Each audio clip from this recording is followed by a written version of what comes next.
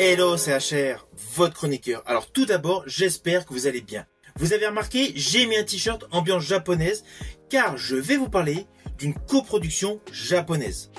Le film que je vais vous présenter est un film science-fiction qui a pour titre Les Chevaliers du Zodiaque. Avant d'aller plus loin, n'oubliez pas, si vous n'êtes pas abonné, pensez à le faire. Pensez à la petite cloche pour les notifs. Let's go!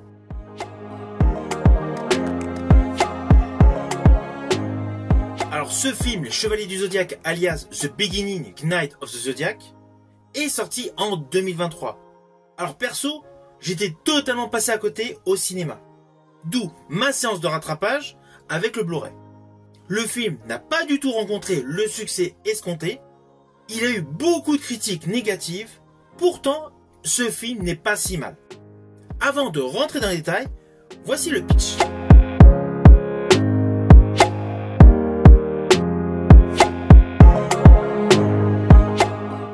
Alors naturellement, je vais vous le faire de manière très succincte.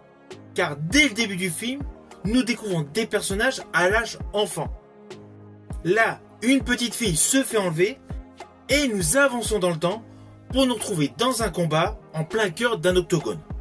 Là, un combattant, à l'approche de perdre la vie, se met à libérer une sorte d'ombre du cosmos qui est repérée par des méchants.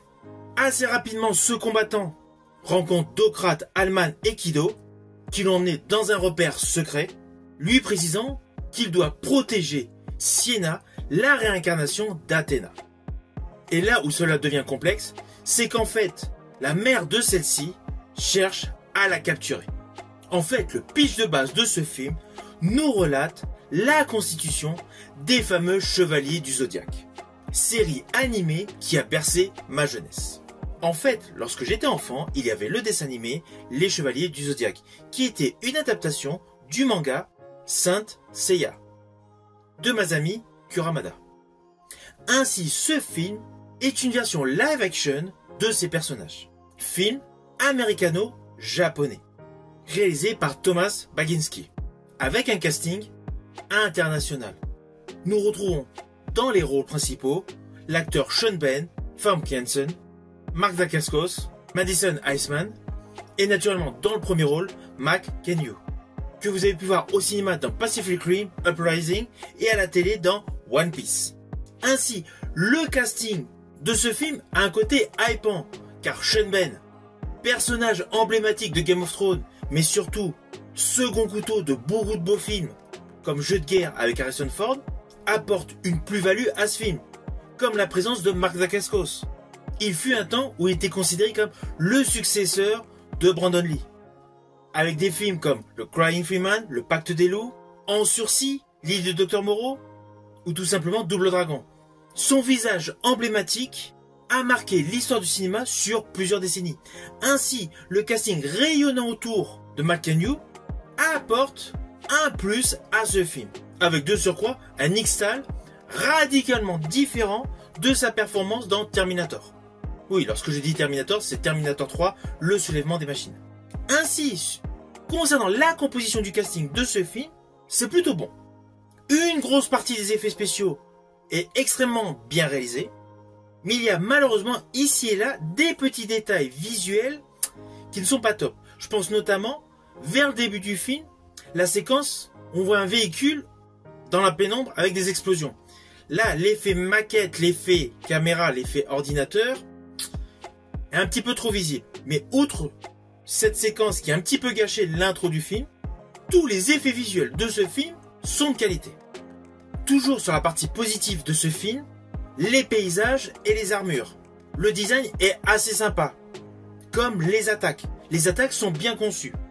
Néanmoins, ce qui pêche, c'est le scénario. Alors oui, c'est l'origin story à la base du manga, d'où certaines libertés. Ça ok, il n'y a pas de souci. Et il y a des choses qu'on s'attend à voir en étant fan des Chevaliers du Zodiaque, et là, vous n'allez pas les voir. Il y a quelques petits détails qui s'en retrouvent bousculés si vous êtes un véritable aficionados du manga. Néanmoins, l'histoire colle, l'histoire tient la route. À la différence, naturellement, ce n'est que mon opinion, c'est que l'histoire était davantage développée sur chaque épisode du manga. Contrairement à ce film, où au final, sur 2 heures, on n'a pas trop avancé dans l'histoire. Alors c'est clair, le titre officiel c'est Le Commencement. Mais au vu des 2 heures de film, enfin pratiquement 2 heures, il y aurait dû avoir davantage de choses mises en œuvre. Je pense notamment à la recherche de la petite sœur. On en parle certes à la fin, comme on parle du recrutement des chevaliers. Mais autant préparer un second film centré sur la formation des nouveaux chevaliers, ce film pouvait aboutir avec les retrouvailles de la petite sœur qu'on avait vu en préambule de tout ce qui est présenté dans ce film. C'est le petit truc qu'il y aurait fallu en plus. Car in fine, ce film, je pense, a essentiellement été descendu à cause du peu d'histoire présentée. C'est essentiellement de l'action. D'ailleurs, dans mon souvenir, il n'y avait pas autant de bagarres dans le manga. Là, dans ce film, on va pas se mentir, c'est mis en exergue. Alors ce n'est pas déplaisant. Toutes les scènes de combat sont parfaitement chorégraphiées. D'ailleurs, je vous invite à regarder sur YouTube le making of. Vous allez voir que toutes les chorégraphies de combat ont été répétées à plusieurs reprises. Alors oui, ce sont des combats câblés. Mais au jour d'aujourd'hui, cela fait plusieurs décennies que cette technique permet d'avoir une fluidité réelle dans des mouvements de karaté, de kung-fu, de Wing Chun.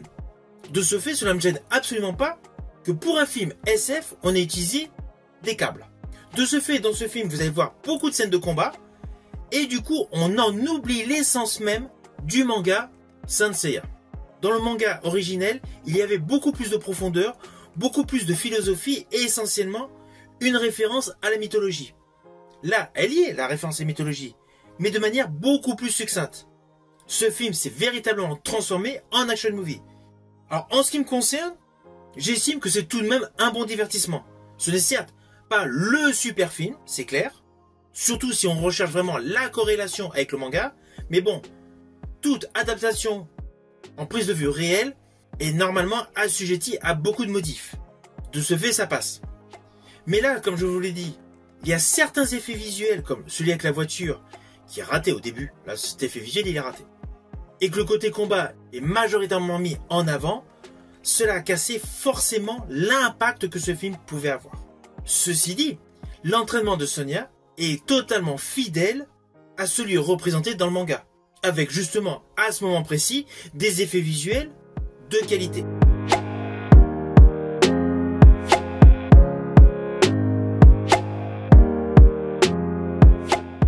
Au final, naturellement, c'est un film que je vous invite à découvrir. Ne vous fiez pas automatiquement à toutes les critiques négatives sur ce film. Faites-vous votre propre opinion. Car ok, il a des défauts, un défaut sur certains effets spéciaux en ouverture de film.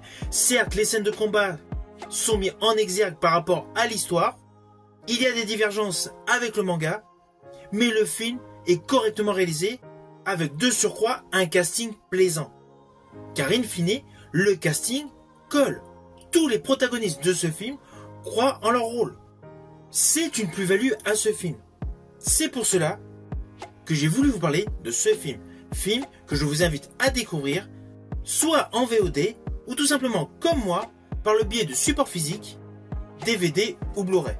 Si vous avez aimé ma vidéo, n'oubliez pas, petit pouce vers le haut, pensez à partager et surtout pensez à mettre en commentaire ce que vous avez pensé de ce film. Quant à moi, je vous dis à bientôt pour une prochaine vidéo.